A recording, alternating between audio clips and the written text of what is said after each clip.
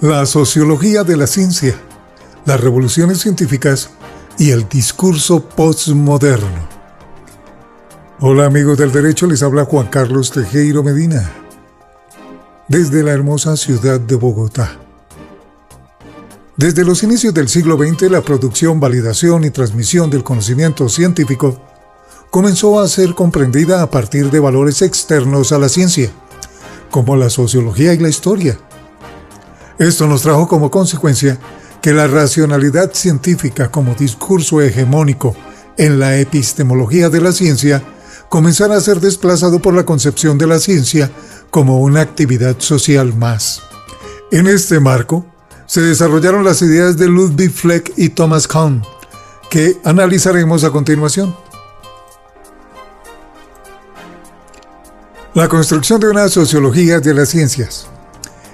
En 1935, Ludwig Fleck, médico, biólogo y sociólogo polaco, publicó su obra magna, La génesis y el desarrollo de un hecho científico. Fleck se propone en esta obra estudiar desde una postura epistemológica lo que constituye un hecho científico, más concretamente un hecho médico, la sífilis. A partir de un análisis histórico de la enfermedad, Fleck formula su teoría, conocida como la teoría del estilo del pensamiento y del colectivo de pensamiento, dice Fleck, 1986. Es muy difícil, si no imposible, describir correctamente la historia de un campo del saber. Esta se compone de muchas líneas de desarrollo de ideas que se cruzan e influyen mutuamente.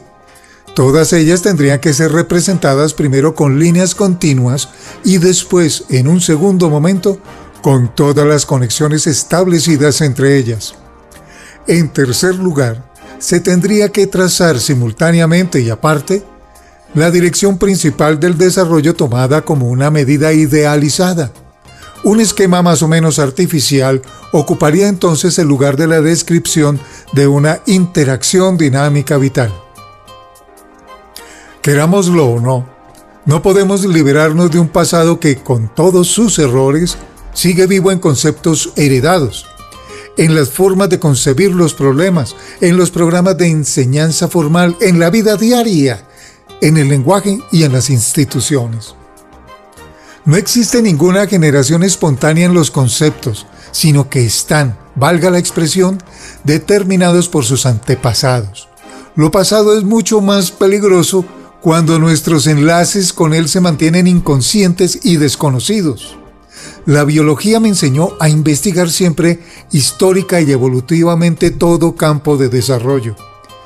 ¿Quién hace hoy anatomías sin embriología? Pues de la misma forma, toda teoría del conocimiento que no haga investigaciones históricas y comparativas se queda en un juego de palabras, en una epistemología imaginada. Páginas 61 a la 68. Según el polaco, el error más común del conocimiento es partir de un sujeto que busca conocer un objeto, como si fueran invariables. Para Fleck, además del sujeto y el objeto, hay un tercer elemento en esta relación cognoscitiva, siendo este elemento el conocimiento anterior. Este conocimiento anterior es considerado por el médico como histórico y social. Es imposible negar la influencia de la historia y la sociedad en los desarrollos científicos y, en consecuencia, antes de emprender un análisis racional, debemos hacer un análisis histórico y social del desarrollo de cada una de las ciencias. Fleck, 1986, considera que la ciencia, abro comillas, el algo realizado cooperativamente por personas, por eso deben tener en cuenta de forma preferencial, además de las convicciones empíricas y especulativas de los individuos, las estructuras sociológicas y las convicciones que unen entre sí a los científicos. Cierro comillas, página 22. Bajo los conceptos de protoideas, desarrollo clásico y mutaciones, Fleck pretende señalar que un discurso científico tiene antecedentes o protoideas y que estas ideas tendrán posteriormente una evolución o mutación. Es decir, los conceptos que trabajan tradicionalmente los discursos científicos tienen una génesis histórica, un periodo de establecimiento y una transformación. Sin embargo, ¿qué condiciones llevan al establecimiento o desarrollo clásico de un concepto? ¿Qué hace que un discurso científico se transforme? En esa dirección reconoce Fleck que el estado actual de la investigación científica obedece a unas contingencias históricas no siempre racionales, pues el desarrollo de la ciencia se da siempre al interior de comunidades de investigación organizadas en una época específica. Respecto a la institucionalización de una teoría o un conjunto de ideas científicas, los dos conceptos centrales en la obra de Fleck son estilo de pensamiento y colectivo de pensamiento. Con estilo de pensamiento, el autor hace referencia a las presuposiciones sobre las cuales el colectivo construye su edificio teórico. Fleck, 1986, página 23. Estas presuposiciones se refieren a la tradición, los prejuicios y las costumbres que originan una disposición para percibir un fenómeno. Por otro lado, el concepto colectivo de pensamiento hace referencia a la unidad social de la comunidad de científicos de un campo determinado. Es decir, el colectivo de pensamiento está compuesto por individuos que comparten un estilo de pensamiento, el cual a su vez afecta la manera como interpretan el mundo. Siguiendo al polaco, los conceptos de estilo de pensamiento y colectivo de pensamiento pueden ser aplicados no solo al ámbito de las ciencias, sino a toda actividad humana, bien sea la religión, la moda, la política o las creencias. El conocimiento en todos los ámbitos se desarrolla como una actividad social que se extiende desde círculos especializados hasta esferas más simples y profanas. Según Fleck, al interior de un estilo de pensamiento existe un círculo esotérico o especializado, en donde se elaboran las teorías más fuertes que se infundirán en la sociedad por completo. Bien se trate del conocimiento científico, religioso o de la moda. De ese círculo especializado se desprenderá el conjunto de ideas que se extiende en la sociedad de forma graduada hasta llegar a sectores menos especializados o públicos, donde la opinión impera. Por último, en relación a la idea de mutación o cambio en el estilo de pensamiento de una sociedad, pensemos, por ejemplo, en la situación de Descartes durante el siglo XVII. En esta época es dominante el pensamiento propio de la escolástica o la integración de filosofía y teología. En ese sentido, la verdad proviene de la revelación cristiana. Sin embargo, para ese entonces ya muchas observaciones realizadas por astrónomos de la época habían señalado que las ideas respecto a la astronomía contenidas en la Sagrada Escritura eran falsas. De ninguna manera la Tierra era el centro del universo. Todo este tipo de incongruencias llevaron a que se pusiera en entredicho el estilo de pensamiento y a que se diera una revolución en términos de Kant y en términos de Fleck, una mutación del pensamiento y sus conceptos. Sin embargo, esto no quiere decir que un estilo de pensamiento se abandone porque es falso, pues solo reporta incongruencias para un conjunto de sus ideas, sin que por ello deje de responder a otro tipo de necesidades. En ese sentido, es posible que en distintas latitudes subsistan distintos estilos de pensamiento, sin que por ello uno resulte ser más verdadero que otro. En conclusión, la teoría de Fleck sugiere que el conocimiento científico es producto de una construcción social, lejos de argumentos exclusivamente lógicos o eminentemente racionales. La historia, la cultura, los valores propios de una época son argumentos que legitiman o deslegitiman una apuesta teórica. El conocimiento, antes que ser una construcción racional, es un producto social. Las revoluciones científicas y los paradigmas del conocimiento. Los términos paradigma, comunidad científica, ciencia normal, revolución científica, inconmensurabilidad conceptual, han transformado por completo la comprensión de las ciencias una vez que Thomas Kuhn los acuñó en su obra La estructura de las revoluciones científicas, 2011. Antes de Kant, se habían desarrollado de forma tácita una suerte de teorización que sostenía que la ciencia se desarrollaba heroicamente hacia el progreso, en un ascenso continuo sin duda alguna. De acuerdo con esas opiniones, la ciencia se desarrolla mediante la confirmación o refutación de ideas. Estos avances, se creía, podrían acelerarse en las manos de un científico brillante. Sin embargo, el progreso estaba garantizado por la eficacia del método científico. Todas estas ideas serán desmentidas y transformadas por Kant. Siguiendo a Kant, el desarrollo de una ciencia no es uniforme, sino que alterna entre periodos de normalidad y periodos revolucionarios. Los periodos revolucionarios no son solamente los periodos de progreso acelerado, pero ciertamente se diferencian cualitativamente de los periodos de normalidad o de ciencia normal. La ciencia normal es definida por el filósofo estadounidense como un periodo no dramático en el cual no hay duda o cuestiones inquietantes que sugieran transformaciones científicas. Lo que sucede en este periodo es una transmisión de ideas o de métodos dominantes que existen en una época. En ese sentido, la ciencia normal es un periodo de acumulación de conocimientos debido a la institucionalización de métodos e ideas dominantes. Ahora bien, podemos hablar de cierto avance en la ciencia normal solo en la medida que exista un fuerte compromiso por parte de una comunidad científica específica. En palabras de Kant, una matriz disciplinaria o paradigma, es decir, un grupo de personas que posee un conjunto de creencias compartidas, integrada por supuestos teóricos comunes, valores, instrumentos y técnicas que forma dicha comunidad. La ciencia revolucionaria o las revoluciones científicas, sin embargo, no son acumulativas en ningún sentido. Estas implican una revisión de la creencia científica existente o dominante, así que de la práctica común de la época. Una correcta comprensión de las revoluciones científicas debe alejarse de la idea de que son momentos positivos que agregan conocimientos a lo ya elaborado, como se concebía en la visión estándar del progreso científico.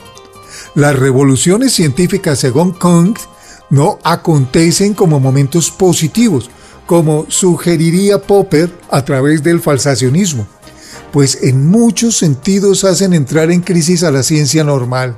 Son entonces momentos de crisis de negatividad que afectan a la ciencia normal, el statu quo científico. Podemos concluir que en el marco de la ciencia normal existe una especie de resistencia conservadora a ser refutada. Nadie busca las revoluciones excepto que se hallan en circunstancias extremas. Solo habrá posibilidad de una revolución en la medida que se genere una acumulación de anomalías particularmente problemáticas, de tal manera que se plantee un serio problema para el paradigma dominante. La respuesta más interesante a la crítica será la búsqueda de una matriz disciplinaria revisada o un nuevo paradigma, una revisión que permita la eliminación de al menos los más urgentes problemas, así como de anomalías y enigmas pendientes. Dicha revisión será una revolución científica. En este sentido, la fase revolucionaria de una ciencia está particularmente abierta a la competencia entre diferentes ideas y desacuerdos, e incluso factores ajenos a lo científico, como aspectos sociopolíticos, pueden influir en la revolución. Ahora bien, que existan diversos paradigmas y que la ciencia avance a partir de momentos de crisis, no descartó para Kant la idea de que la ciencia hace progresos, incluso a través de revoluciones. Sin embargo, en tanto de un paradigma a otro pueden abandonarse ideas o dejarse de lado, sugiere la idea de que no existe un progreso acumulativo en la ciencia. Los paradigmas entre sí son inconmensurables. Posmodernidad como agotamiento del discurso de la modernidad. A lo largo de este módulo, hemos partido de una afirmación básica que ha guiado todas nuestras discusiones. Si la epistemología se halla ligada a un discurso sobre el conocimiento, se trata de un conocimiento sobre la realidad o lo que es la realidad. En ese sentido, la discusión epistemológica se encuentra ligada a un debate metafísico, o ligada al debate que aborda la pregunta: ¿qué es la realidad? En el marco del materialismo histórico de Marx, podemos afirmar que a lo largo de las últimas décadas del siglo XX se ha transformado por completo el sistema de producción en el mundo. Luego, se ha transformado por completo la realidad y, por supuesto, la epistemología.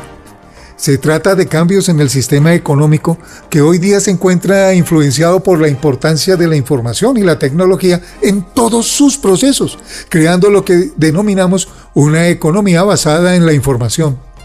Esta economía de la información ha transformado por completo la lógica de producción mundial, haciendo que una vez la cultura e instituciones dentro de la sociedad se han acoplado a este nuevo paradigma productivo, el comercio mundial se vuelve netamente financiero y los mercados de servicios se amplían, jugando un papel definitivo en la producción mundial. Estamos en un mundo constituido a partir del conocimiento como información. Por Fordismo se hace referencia al sistema socioeconómico fundamentado en la producción industrial en serie. Post-Fordismo con S. El primero era por-Fordismo. Este es post-Fordismo. Hace referencia a un nuevo sistema de producción fundamentado en las nuevas tecnologías de la información, el énfasis en los tipos de consumidores y el auge de la producción a pequeña escala. Esta nueva economía de la información le ha dado más movilidad a los capitales, otorgando más movimiento a las empresas y de esa manera desregulando los mercados a una velocidad sin precedentes.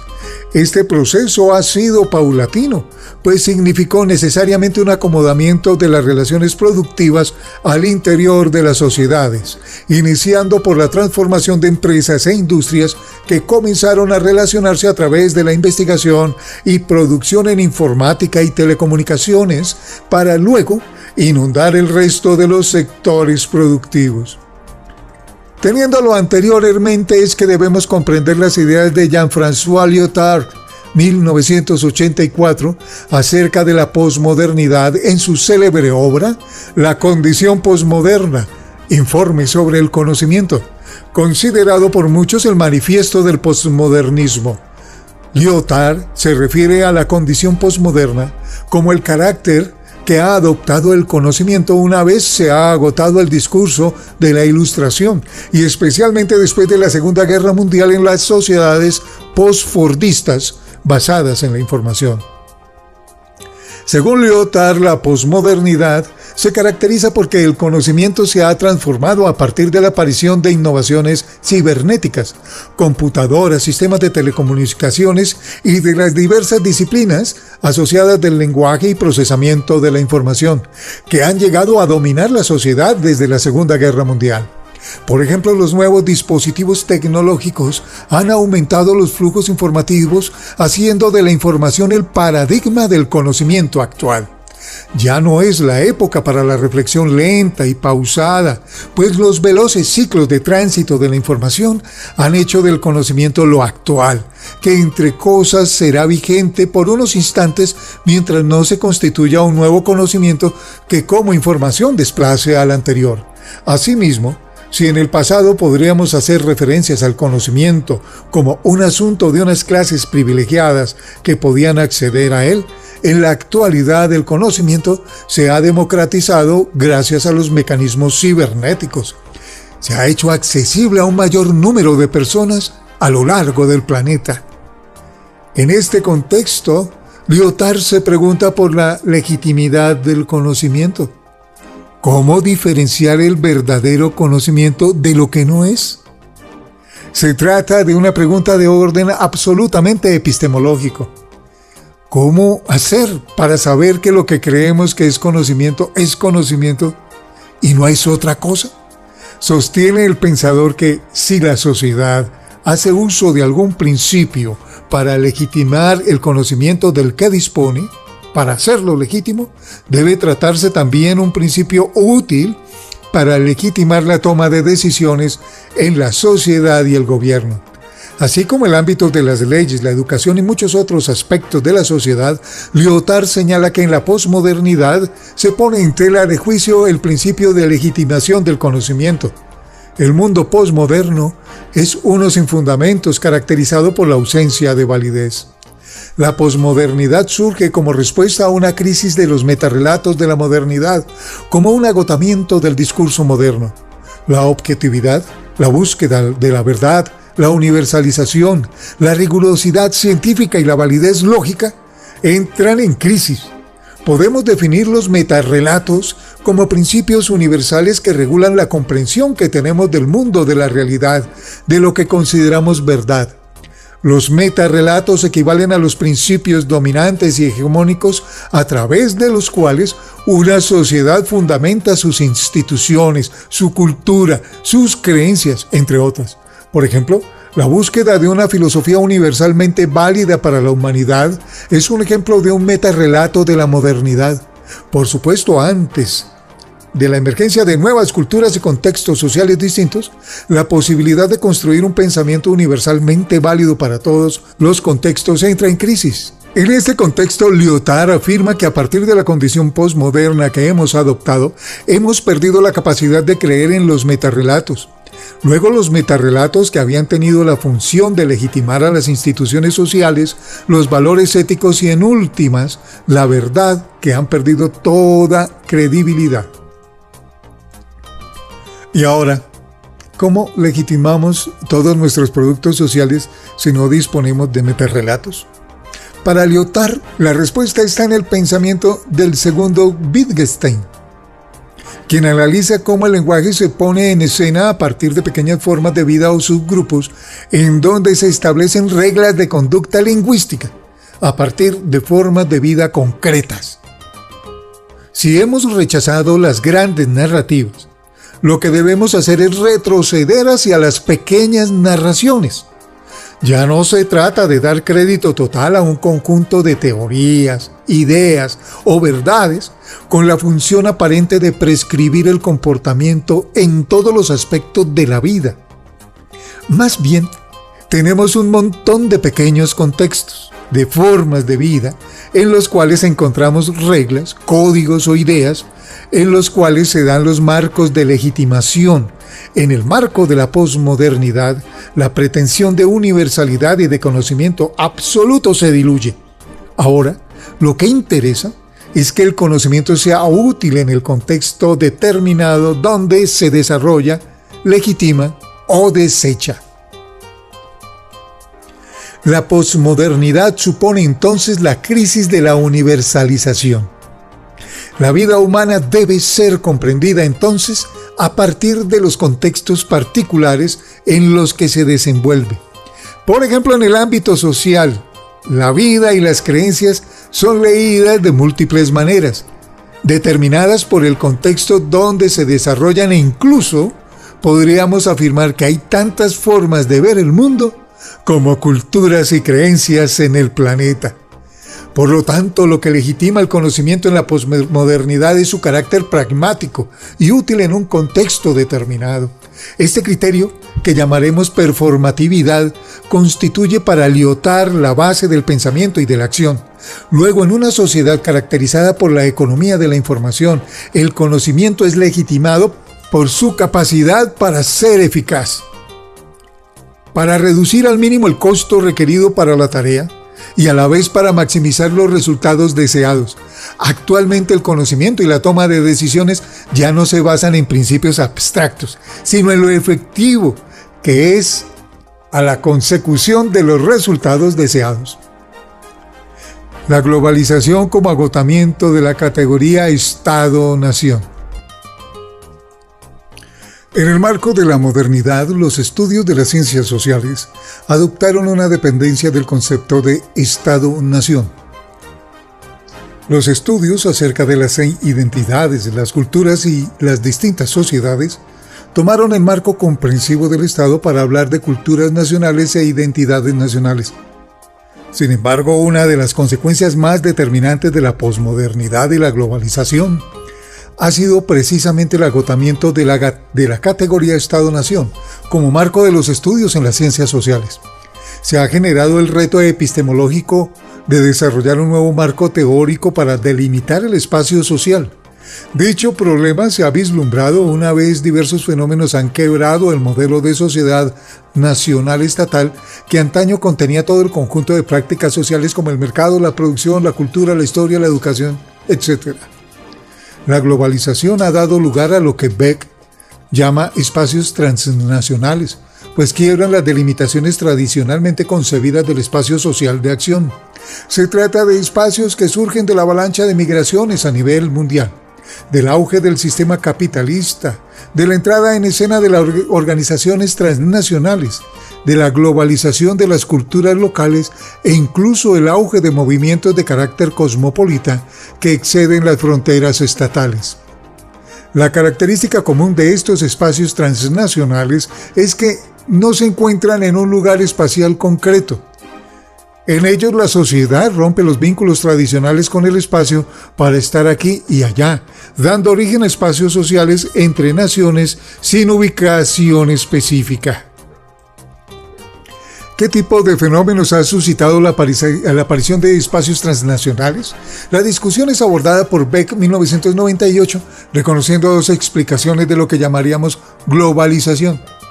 La preeminencia de una lógica netamente economicista y las explicaciones multicausales que reconocen en la globalización un fenómeno resultante de procesos supremamente complejos, irreductibles a una única categoría.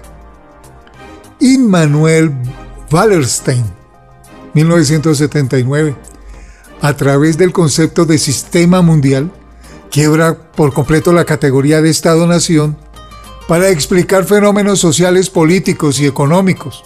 Según este autor, el auge del sistema capitalista ha eliminado el aislamiento de las sociedades y nos ha introducido en una única translocalización dominada por las lógicas de producción, es decir, por el mercado.